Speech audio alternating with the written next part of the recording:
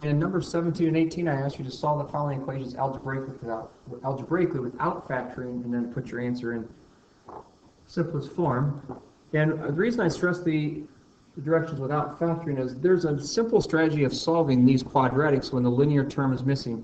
Now, the linear term is always the one that has the bx, or the linear term is the power of 1. And if you look at our quadratic equation that we're given, it does not have that. It has the quadratic term, and it has the constant term, but it's lacking the linear. So whenever we have that, where it's missing the linear, we can isolate this x.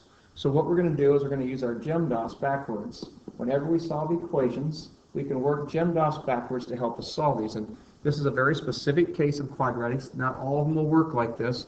It's only those that do not have a linear. So I'm trying to emphasize the only time that this can be done is if it's missing the linear. So to do this, we want to undo our addition and subtraction first. So I want to undo adding 108, so 3x squared equals a negative 108. Then I want to undo my multiplication and division, so that means I'm going to get rid of multiplying by 3, so x squared equals a negative. And it goes in there 36 times. Then I want to get rid of my exponent. So the exponent is squared, so we'll undo that with square rooting. So always plus and minus. Now it's a square root of a negative 36. The square root of a negative is I, so it's plus or minus the square root of 36 times I, and the square root of 36 is 6, so it's plus or minus 6I.